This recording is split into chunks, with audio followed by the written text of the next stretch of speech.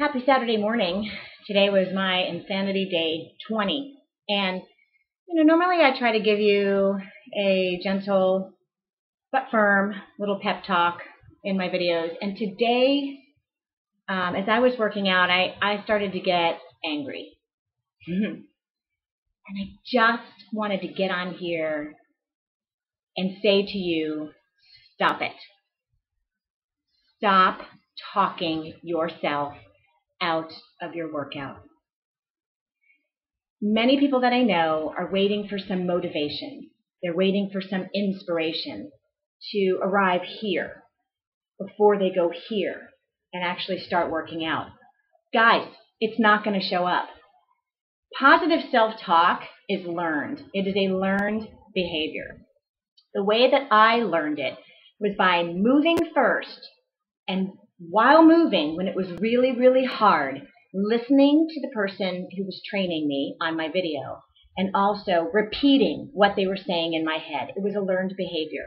I can sit here 2 years later after hitting rock bottom and getting myself in gear to start working out. I can tell you 2 years later, I still wake up every day fighting with myself to want to get up into the gym to do it.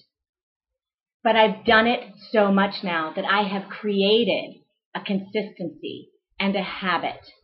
And I'm telling you that if you're not in a place where the consistency and the habit has arrived yet, so much so that during a workout you can now start to push yourself through, if you're not at that place yet, then you should not be deviating from the plan that has been given to you in your program. The minute you deviate, you open that door a crack to quit. Now, I asked a question on my Facebook wall just yesterday.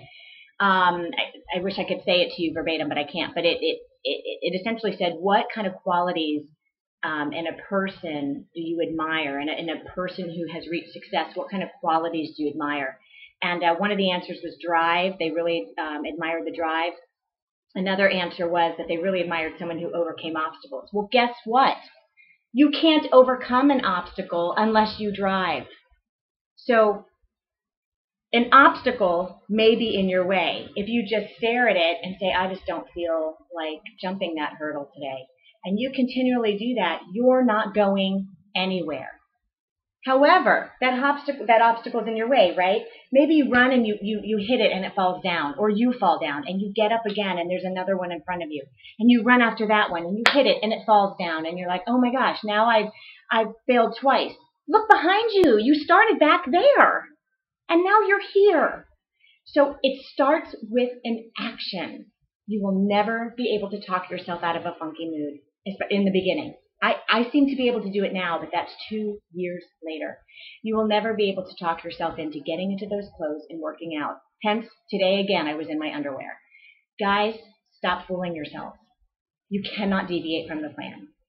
Get yourself through an entire program, and then you will see how much more you have gained than just physical success. You will have gained some mental success. But if you keep stopping and starting, hitting that hurdle, forget it, going back to the beginning. And then waiting until you start again. You're not going to reach that point. And I so desire this for you because I've been there and now I'm here. And I know what can come of creating this type of self-discipline in your life. Trust me, insanity is so not a picnic. So not a picnic. So something for me now, now that my body knows what it likes, my body has recorded this, it gets it. I'm noticing that if I deviate a little bit from eating nutritiously, I bloat, I feel horrible. But because I know what my body needs, I'm able to switch it immediately and go back to step number 1.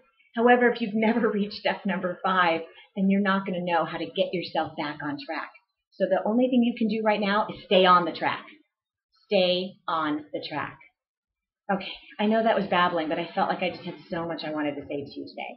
Insanity Day 20 is done. Tomorrow, I get to rest. Cheers.